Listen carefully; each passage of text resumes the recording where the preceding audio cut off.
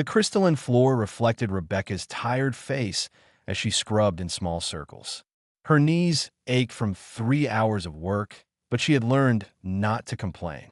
Complaints meant punishment, and punishment meant going without food for days.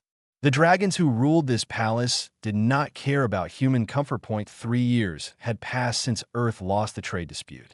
3 years since Rebecca had been taken from her home and brought to this alien world as a servant. She had been a therapist once, working with children who needed special care. Now she cleaned floors and tried to stay invisible. The palace of Draconis Major stretched above her like a mountain made of precious stones. Everything here was designed to remind lesser beings of dragon power. The ceilings rose so high that clouds formed inside the great halls. The temperature was kept hot enough to make humans sweat constantly. Even the air smelled of sulfur and ancient stone. Rebecca dipped her brush into the bucket and continued scrubbing. Around her, other human servants worked in silence. Speaking was forbidden during work hours. The dragon overseers walked past on patrol, their scales gleaming in shades of bronze and copper. They never looked directly at the humans. To them, servants were just moving furniture. A shadow fell across Rebecca's workspace. She kept her eyes down, heart pounding. A massive dragon in humanoid form stood over her. This was head steward Corvin, who managed all the palace servants. His bronze scales caught the light even in his smaller shape, and his eyes glowed like hot coals. "You, human, stand up," Corvin said in the dragon tone. He spoke slowly, the way someone might talk to a very stupid animal. Rebecca stood quickly, keeping her gaze on his boots. She had learned enough of their language over 3 years to understand most commands. The dragons did not know this. They assumed humans were too primitive to learn their speech. "You are being reassigned," Corvin continued. "There is a sealed wing of the palace that needs cleaning. The chambers of Prince Aldrin." Rebecca's breath caught. She had heard whispers about the prince. The other servants called him the cursed heir, the broken prince, the emperor's shame. No one spoke of him openly, but rumors spread through the servant quarters like smoke. "You will clean his rooms each day," Corvin said. "You will not speak to the prince. You will not touch him. You will not react to anything you see or hear. If you break these rules, you will be removed from service permanently." The way he said permanently made Rebecca's stomach twist. Removed from service was not the same as being sent home. Corvin handed her a key made of dark metal. "The north wing, 3rd floor, behind the silver door. Begin tomorrow at dawn. Do not be late." He walked away without waiting for acknowledgement. Rebecca clutched the key, her mind racing. Why had she been chosen? What happened to the servants who worked there before? That night, she lay on her sleeping mat in the servants' quarters and listened to the whispered conversations around her. "I heard the prince is violent," said one woman. "That's why they keep him locked away." "My cousin worked in that wing once," another whispered. "She said the prince never speaks. Just sits in empty rooms making strange sounds. They say he's defective," added an older man. "That the emperor is ashamed of his only heir." Rebecca stared at the ceiling and said nothing. But her old instincts were stirring, the ones from her life before servitude. The way the other servants described the prince reminded her of children she had worked with on Earth. Children whose minds worked differently, who saw the world through unique patterns. Dawn came too quickly. Rebecca walked through the palace corridors, following Corvin's directions. The north wing was separate from the main palace, connected by a long hallway that grew quieter with each step. By the time she reached the silver door, she could hear nothing but her own breathing. The key turned smoothly. The door opened into a vast, empty space. The rooms beyond were huge but bare. No furniture except for a few cushions scattered randomly. No decorations on the walls. The windows were covered with thick curtains that blocked most of the light. Rebecca moved carefully through the first chamber, her cleaning supplies clutched in both hands. She heard it before she saw anything. A rhythmic clicking sound, like claws tapping against stone in a precise pattern. Click, click, click. Pause. Click, click, click. Pause. She followed the sound to a doorway and stopped. Through the opening, she could see him. Prince Aldrin lay in his natural dragon form, much smaller than the adult dragon she had seen. His scales shimmered between gold and silver, beautiful even in the dim light. He sat in the corner of the massive room, rocking slightly back and forth. His claws tapped against the floor in that steady rhythm. Click, click, click. Pause. Click, click, click. Pause. On the floor beside him sat a single object. A crystal prism, about the size of Rebecca's fist. A thin beam of light came through a gap in the curtains and hit the prism, throwing rainbow colors across the wall. The prince stared at these colors with complete focus, his head tilting slightly as the light shifted. Rebecca stood frozen in the doorway. Everything about the prince's behavior was familiar. The rocking motion, the repetitive sounds, the intense focus on one specific thing, the need for dim lighting and minimal stimulation. She had seen this pattern hundreds of times in her previous life. The prince was not violent or defective or cursed. His mind simply worked differently than dragon society expected. And for what she could see, no one here understood that. They had locked him away and called him broken instead of learning how to reach him. Rebecca knew she should start cleaning and stay silent as ordered. She knew that getting involved would be dangerous. But she had spent 3 years doing nothing but surviving, and survival had made her feel hollow inside. Looking at the lonely prince in his empty rooms, something old and familiar woke up inside her. She had been a therapist once. She had helped children who needed someone to understand them. Maybe, just maybe, she could do that again. Even here, even now, even for a dragon prince in a palace that viewed her as barely more than an animal. Rebecca set down her cleaning supplies and took a slow breath. This was either the bravest or stupidest thing she had ever considered. Probably both. But watching Prince Aldrin rock alone in his corner, she made a decision. She would find a way to help him. 1 week passed in careful observation. Rebecca cleaned the prince's chambers every morning, moving slowly and quietly through the empty rooms. She watched Prince Aldrin without appearing to watch him, noting patterns in his behavior the way she once documented case files on Earth. The prince followed the same routine each day. He woke when the first light touched his window, always at the exact same time. He would move to his corner and arrange his crystal prism to catch the morning sun. Then came the rocking and the clicking sounds, steady as a heartbeat.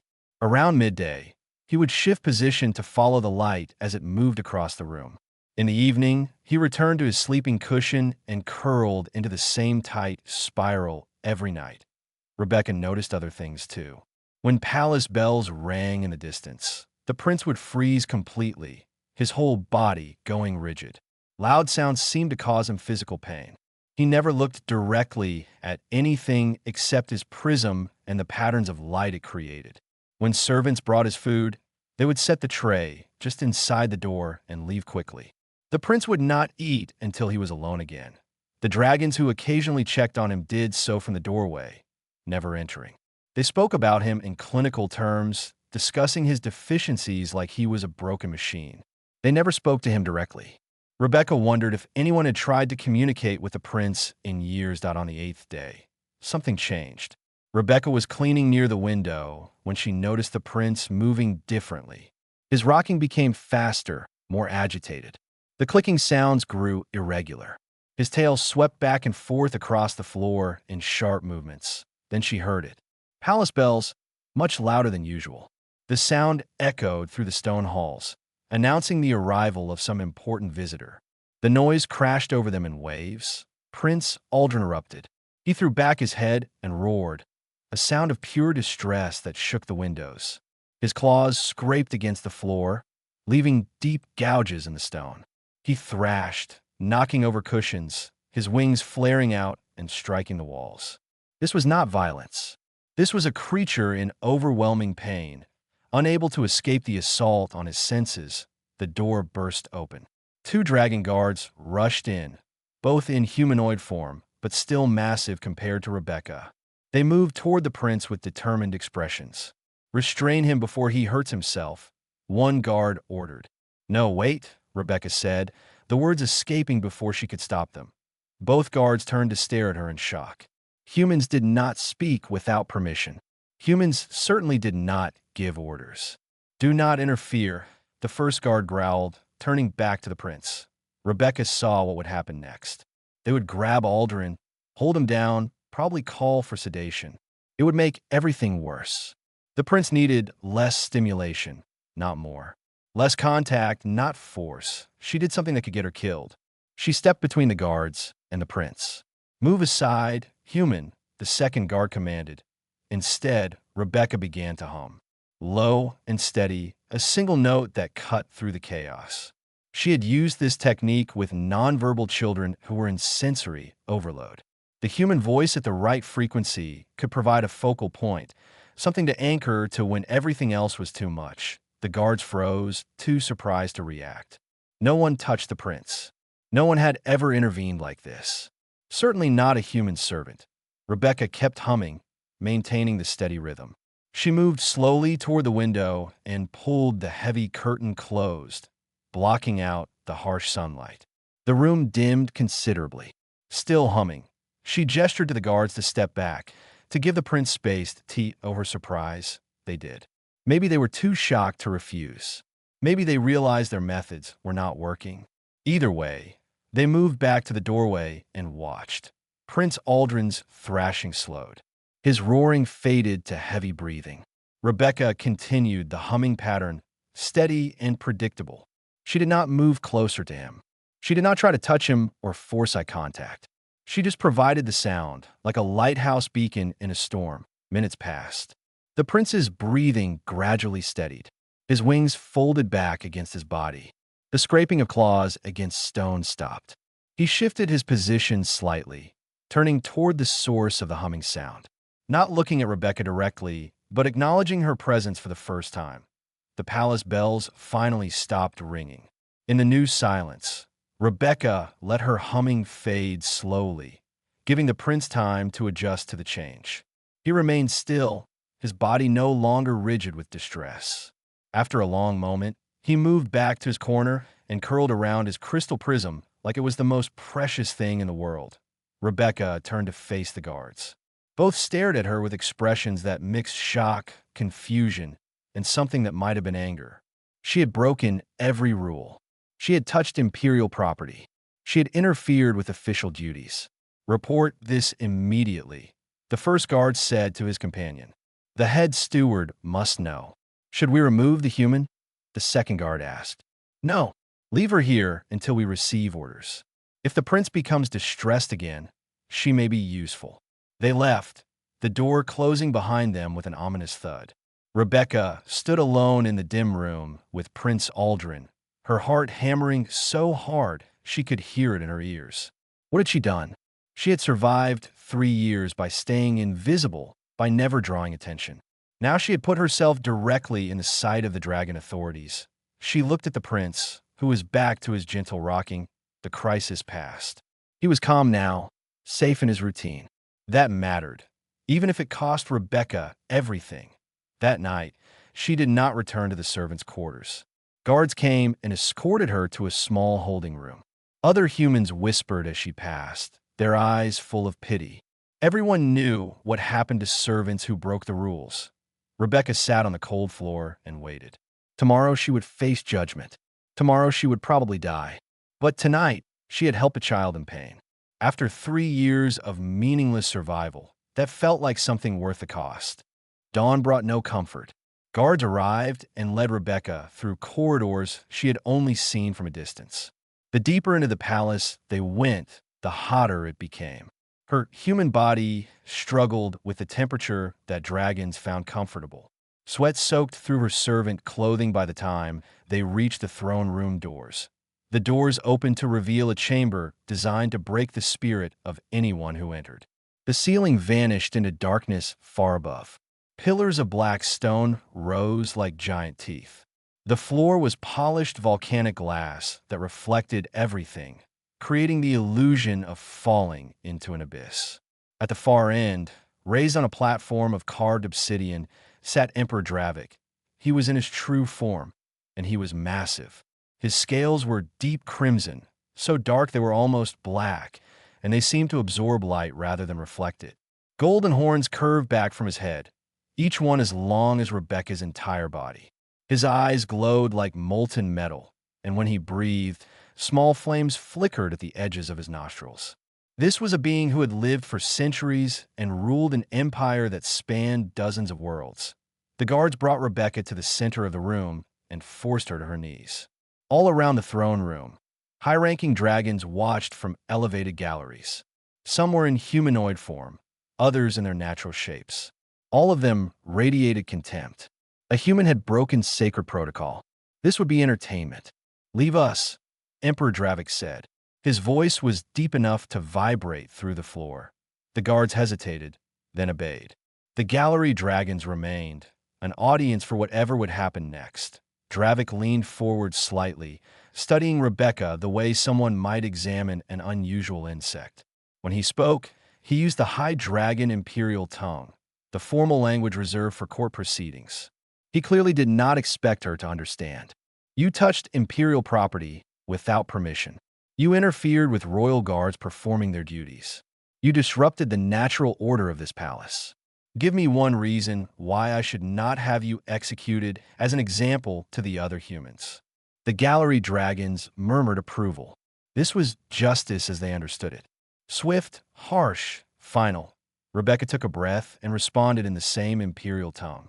Her accent was rough and her grammar imperfect, but the words were clear enough. "Because execution would waste an opportunity, Your Majesty." The murmuring stopped. Silence fell across the throne room like a physical weight. A human speaking imperial dragon? Impossible. The language was too complex, too nuanced. Humans lacked the intellectual capacity. Dravik's eyes narrowed. "You speak our language. I have listened and learned for 3 years, Emperor. Your kind speak freely around servants, believing we cannot understand. But humans are good at adapting to survive." "Impossible," someone called from the gallery. The human must have been coached, given phrases to memorize. Dravik raised one massive claw for silence. His attention fixed on Rebecca with new intensity, and she felt the weight of that gaze like a physical pressure. "If you truly understand our speech, then you understand the severity of your crime. You touched my son. I did not touch him, Your Majesty. I provided an alternative focal point for his overwhelmed senses. There is a difference. Explain this difference." Rebecca knew she was walking on the edge of a blade. One wrong word and she would die. But Aldrin's face, twisted in distress, filled her mind. If she was going to die anyway, she might as well speak the truth. Prince Aldrin was in distress because the palace bells created sensory input he could not process. The guard's solution was physical restraint, which would have increased his distress. I offered a different sound, consistent and predictable, to give his mind something to hold on to. I dimmed the lights to reduce other inputs. I gave him space instead of forcing contact. He calmed because I worked with his needs instead of against them. "My son is defective," Dravik said flatly. "Every healer in the Empire has examined him. He cannot function as a dragon prince should function. He is not defective. He is different." The gallery erupted in outrage. Dragons roared and hissed at the insult. A human daring to correct the Emperor's assessment of his own son? This was beyond acceptable. Dravik did not silence them this time. He shifted his massive form, scales scraping against obsidian, and descended from his throne. He transformed as he moved, taking humanoid shape by the time he reached Rebecca. Even in this smaller form, he towered over her, radiating power that made her bones ache. "Different," he repeated, his voice softer but no less dangerous. "Different how?" "His mind processes information in patterns that your society does not recognize or accommodate. He is not broken. He simply needs a different approach. Every dragon scholar and warrior trainer has tried to fix him. All have failed because they try to force him to be something he is not, instead of helping him navigate the world as he is." Dravik studied her for a long moment. The throne room remained silent, every dragon waiting to see what the Emperor would do. When he finally spoke, his words were barely above a whisper, meant only for Rebecca. "He is my only heir. Without him, my bloodline ends and the Empire faces civil war between rival houses. I love my son, human, but I do not understand him. And what I cannot understand, I cannot protect." For the first time, Rebecca heard something other than imperial authority in his voice. She heard desperation. She heard the helplessness of a father watching his child suffer and having no solution. Your Majesty, I worked with children like Aldrin on my world, not to fix them, but to help them build lives in a world not designed for their needs. I cannot make your son into a typical dragon, but I might be able to help him learn to exist in dragon society without constant suffering. Dravik turned and walked back to his throne. When he sat, he was once again in his full dragon form, emperor and ruler before being father. His next words carried through the entire chamber. I offer you a bargain, human Rebecca. Help my son pass the trials of succession. Teach him to function well enough to take his place as heir. If you succeed, every human servant in this palace will be freed and given passage home to Earth with full reparations. Your species will be compensated for the years of service. Hope flared in Rebecca's chest, bright and painful. Freedom. Home. Not just for her, but for all of them. And if I fail, she asked, though she already knew. If you fail, or if you harm my son in any way, every human in the Imperium will be executed. Not just the servants in this palace. Every human on every world under dragon rule. Millions of your kind will pay the price of your failure. The hope died as quickly as it had sparked. This was not a bargain. This was a death sentence with extra steps. But when Rebecca closed her eyes, she saw Aldrin rocking in his corner, alone and misunderstood. She thought of all the children she had helped on Earth, all the families she had supported. She thought of the chance, however small, to do something meaningful again. I accept your terms, Emperor Dravik.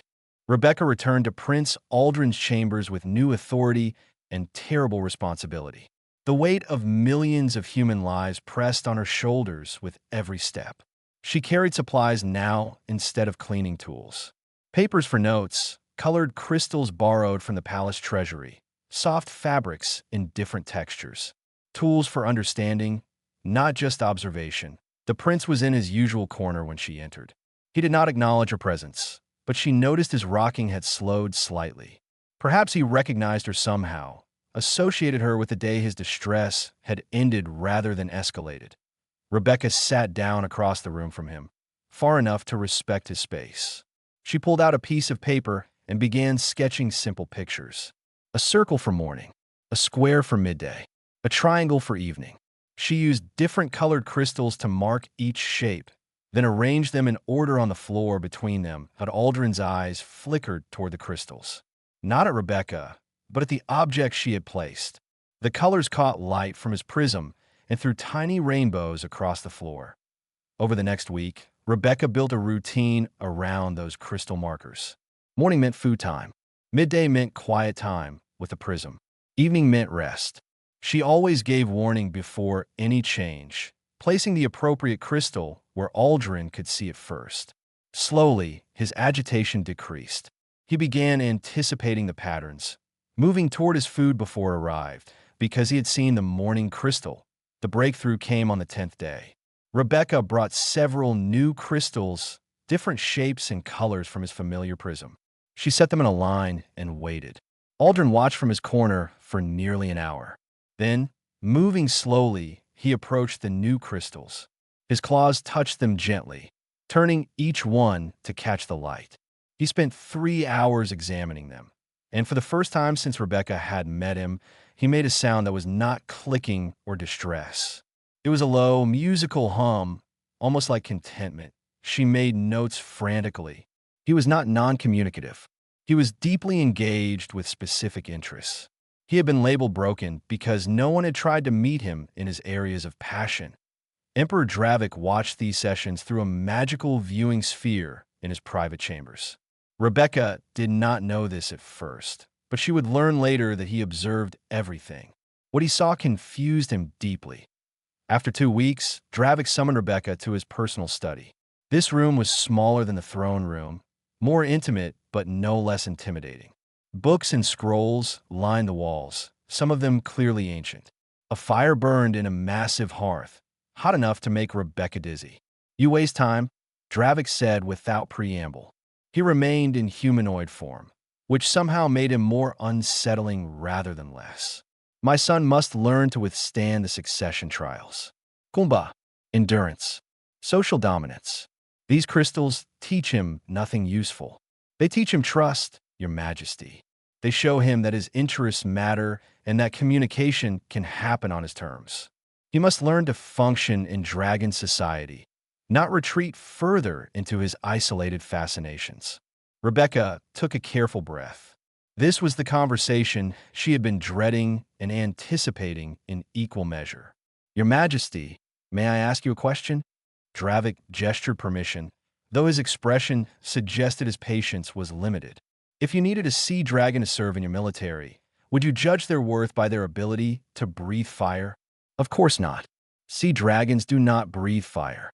They have different abilities suited to their nature. And would you call a mountain dragon defective because they cannot swim as well as a sea dragon? That would be absurd. Different dragon breeds have different strengths. Then why do you judge your son as defective because his mind works differently than the standard you expect? Prince Aldrin is not a failed version of a typical dragon. He is a different configuration entirely, with different strengths and different needs. Dravik's eyes flashed dangerously. Watch your tone, human. I apologize, Emperor, but you asked me to help your son, and I cannot do that if I am not honest with you. Aldrin's mind excels at pattern recognition, mathematical calculation, and intense focus. I have watched him work with his crystals. He understands light refraction and geometric properties that would take your scholar's days to calculate. But your society only measures strength through social dominance and physical prowess. You are judging a brilliant mind by standards it was never designed to meet. What you call brilliance looks like weakness to every dragon in my empire. Then perhaps the empire's definition of strength is too narrow. The words hung in the air between them. Rebecca waited for the explosion, for the fury of an emperor whose entire worldview had been challenged by a former slave. Instead, Dravik turned away and stared into the fire. When he spoke again, his voice was quiet. Show me, your majesty, show me this supposed brilliance.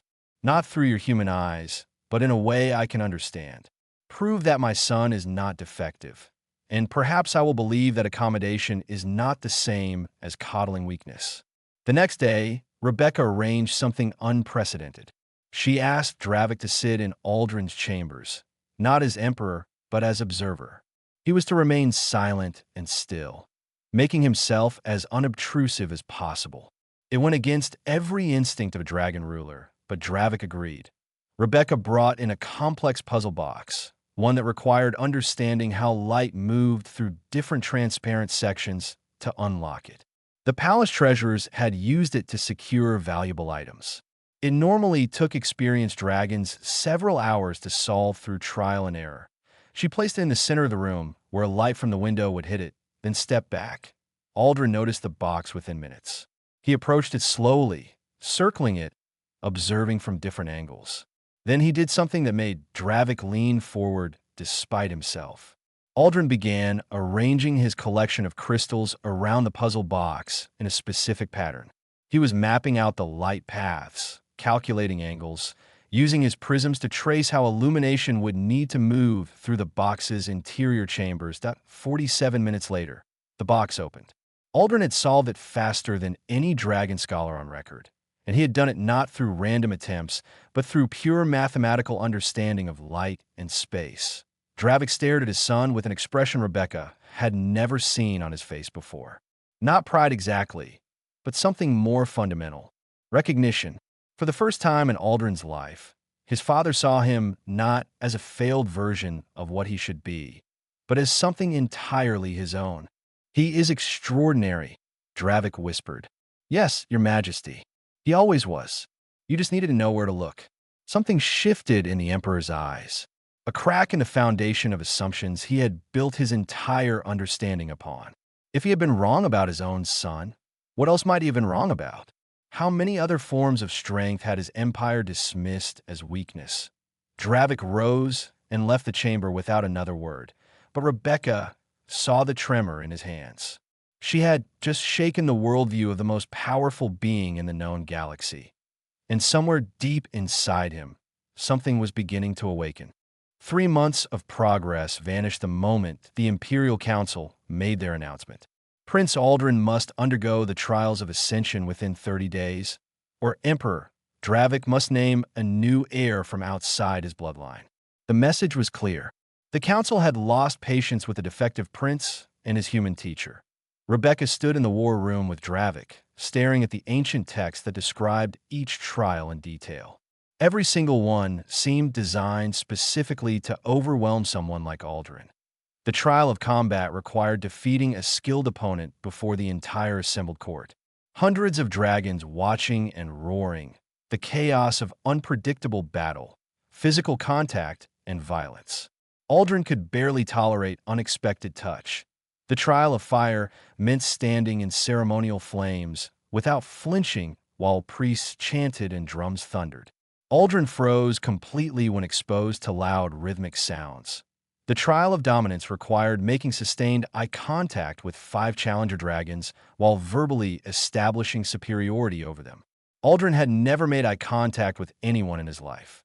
The trial of the hunt involved tracking dangerous prey through unfamiliar wilderness with changing terrain and conditions.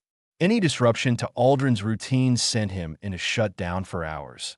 The trial of wisdom demanded answering complex riddles posed by the Council of Elders in front of a crowd of thousands, with jeering and heckling encouraged to test the candidate's composure. Aldrin's ability to think vanished completely in overwhelming social situations. "He cannot do these," Rebecca said flatly. "Not as they are designed. He will fail," and then she did not need to finish. They both knew what failure meant. Millions of humans dead, the empire thrown into succession crisis. Aldrin discarded as a shameful mistake. "The trials cannot be changed," Dravik said, but his voice lacked conviction. "They have been performed the same way for thousands of years. Tradition is sacred to my people, even traditions that destroy rather than elevate." Dravik's jaw clenched. He was in humanoid form, but his eyes still glowed with inner fire. "If I change the trials, the council will call me weak. They will say I have been corrupted by human influence. They will challenge my right to rule. And if you do not change them, you lose your son anyway. Which would you rather face, Your Majesty? Political opposition or personal loss?" Before Dravik could answer, the door opened. Aldrin entered, moving with the careful precision he had developed over months of work with Rebecca. He carried something in his claws, holding it gently. When he reached his father, he stopped and extended his claws forward. It was a crystal, small and perfectly carved. Aldrin had made it himself, working for weeks in secret. The angles were mathematically precise, designed to split light into exact prismatic patterns. It was beautiful and showed incredible skill. Aldrin did not make eye contact, but he held the crystal steady, offering it to his father. A gesture of trust, a gift from son to parent. Dravik took the crystal with shaking hands. He stared at it, then at his son, and Rebecca saw the exact moment the Emperor made his choice. Political consequences meant nothing compared to this. His son had reached out to him, and he would not waste that precious gesture by surrendering to fear. "There is an ancient law," Dravik said slowly, "almost never invoked. It states that an emperor may modify the trials for his heir if he can demonstrate to the council how the modifications serve the empire's strength rather than weaken it." Rebecca's heart jumped. "Then we have a chance. A small one. I must convince the entire council. Many of them already believe I have grown too soft, too influenced by alien thinking. But for my son, I will try." The council meeting was brutal. Dravik presented his case before 30 of the most powerful dragons in the empire, with Rebecca standing silently at his side. The modifications she had suggested were careful, designed to test the same qualities through different methods. Lord Farron, an iron-gray dragon with scars from 100 battles, led the opposition. "You would weaken sacred tradition for a defective heir. This is exactly the corruption we feared. I would adapt tradition to recognize different forms of strength," Dravik countered. "The trials test combat skill, endurance, dominance, hunting ability, and wisdom. My proposed modifications test these same qualities through different formats. Formats that accommodate weakness. Formats that recognize different capabilities.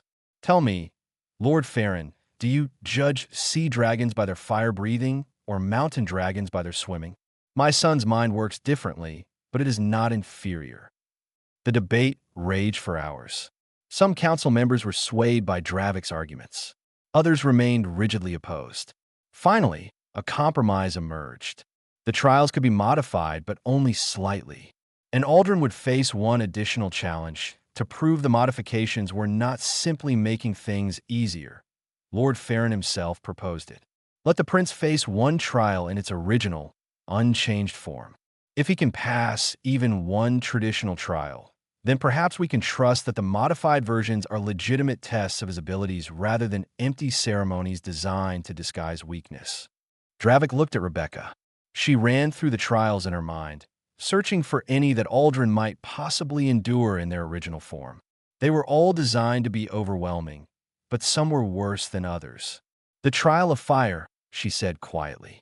If we prepare him properly, if we practice the techniques for managing sensory input, he might be able to endure the flames. It is the shortest trial, and fire itself does not bother him as much as other stimuli. Dravik turned back to the council. Agreed. My son will face the trial of fire unchanged. If he passes, the other trials may be modified as I have proposed. The council accepted. They clearly believed Aldrin would fail, and they would be proven right about the prince's deficiencies. Lord Farron smiled like a predator who had just backed prey into a corner. Rebecca spent the next 2 weeks preparing Aldrin for the trial of fire. They practiced standing in hot water, exposing him gradually to heat. She taught him focusing techniques, ways to center his mind on a single point of reference when everything around him became too much.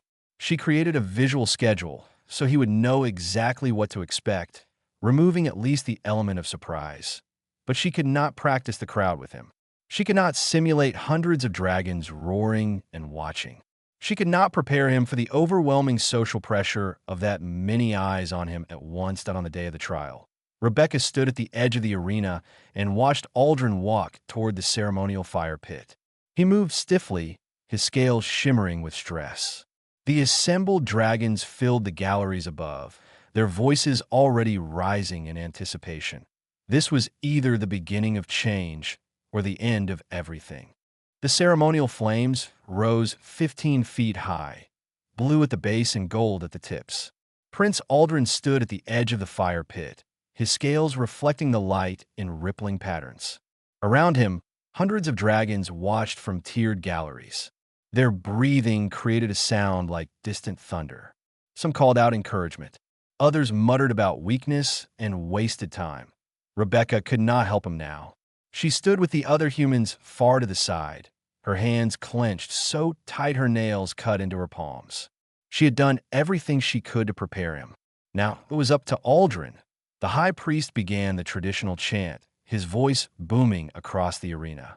Drums started their rhythm, slow at first then building. This was the moment Aldrin usually shut down, when noise became too much and his mind retreated inward for protection. But Aldrin did not shut down. His body went very still. Yes, but Rebecca recognized this stillness.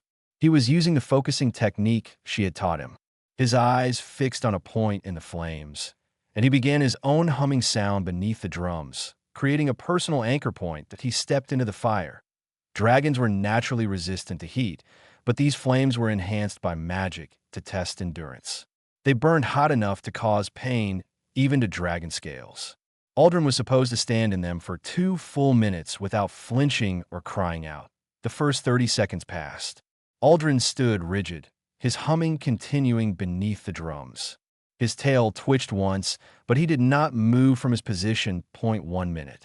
The crowd was getting louder now, some cheering, some jeering. The noise would be overwhelming. Rebecca saw Aldrin's scales ripple with stress, but he did not flee. He kept his eyes locked on that single point in the flames. 90 seconds. Aldrin's humming was getting louder, fighting against the drums and the crowd noise. His back claws scraped against the stone floor, the stress response he used when barely holding control. But he held. He did not run. 2 minutes. The drums stopped. The high priest signaled completion. Aldrin had passed the trial of fire. The arena erupted in shocked roars. Some dragons celebrated. Others protested that the trial had been too easy, that surely the flames had not been hot enough. But the high priest confirmed it. The trial was unchanged and passed fairly. Lord Farron stood in his gallery, his expression dark with anger. But he had agreed to the terms. The other trials could now be modified.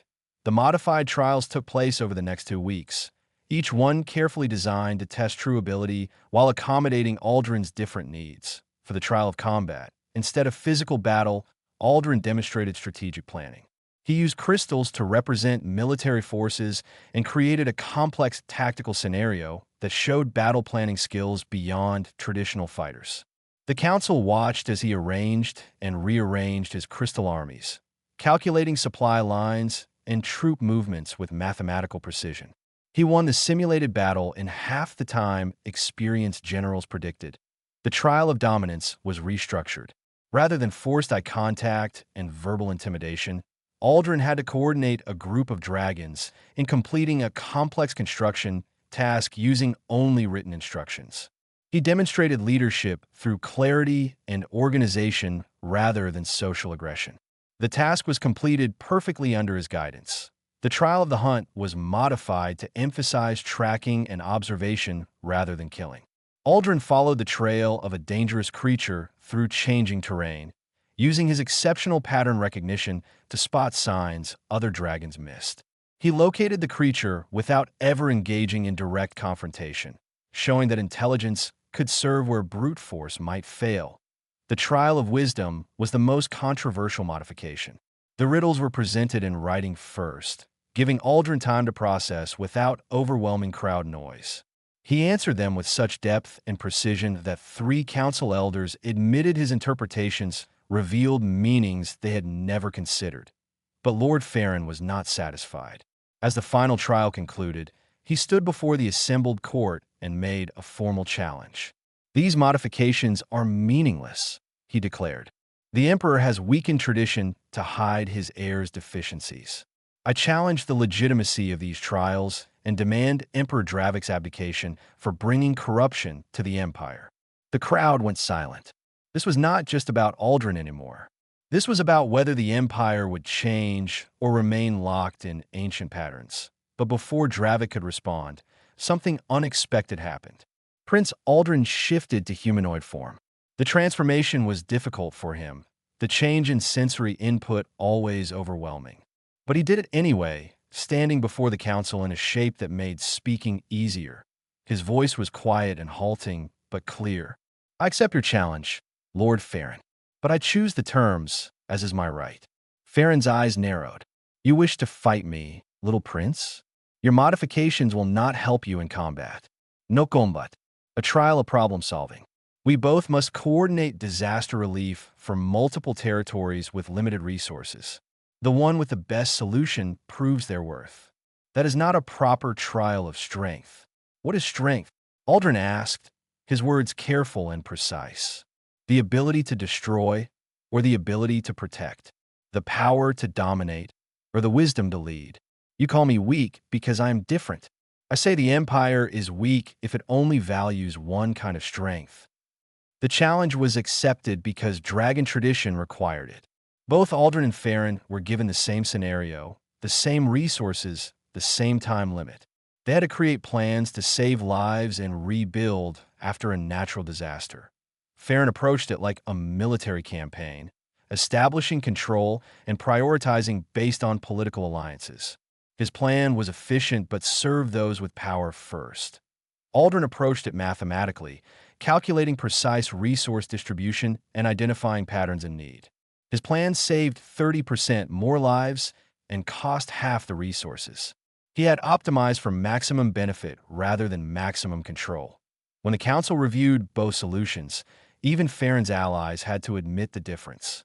Aldrin's plan was objectively superior for the Empire's well-being. Lord Farron bowed stiffly to acknowledge defeat, but his expression promised this was not over. Still, tradition was satisfied. Aldrin was confirmed as heir. Emperor Dravik made a formal proclamation that day. The Empire would begin recognizing multiple forms of strength and intelligence. Those who thought differently would be evaluated on their abilities, not their conformity. It was not a revolution, but it was a beginning. Rebecca stood with the freed human servants as they prepared to board ships for Earth. Dravik had fulfilled his promise. They were going home with reparations and dignity restored. But Rebecca was offered something more. A position as the first non-dragon imperial advisor, specifically for education and accommodation. She would have authority to help identify and support dragons whose minds worked differently, to ensure no other child spent years isolated and misunderstood. She accepted. Months later, Rebecca watched Prince Aldrin give a public lecture on crystallography and mathematics. He still did not make eye contact. He still needed his quiet spaces and his structured routines. But young dragons filled the hall, listening with fascination to his explanations of light and geometry. Emperor Dravik stood beside Rebecca at the back of the hall. For once, the mighty emperor looked almost uncertain. "I still do not fully understand how my son's mind works," he admitted quietly. Rebecca smiled. "But you do not have to understand everything to love and protect someone. You just have to be willing to try. That is what makes you a good father. And maybe that is the kind of strength your empire needed most." Dravik nodded slowly. He had witnessed a human Maid comfort his autistic son, and something had awoken in him. Not just love for his child, though that had always been there, but understanding that strength came in many forms, that difference was not deficiency, and that true leadership meant protecting what was precious even when it did not fit expectations. The empire would change slowly, resistance would remain, but the first crack had appeared in walls built over thousands of years. And it had started with one father learning to truly see his son, guided by a former slave who understood that every mind deserved to be valued for what it was rather than rejected for what it was not. I in the hall. Prince Aldrin continued his lecture, his voice growing stronger as he lost himself in his passion. He was not broken. He never had been. He was simply Aldrin, heir to an empire that was finally learning to see him clearly. And that was enough.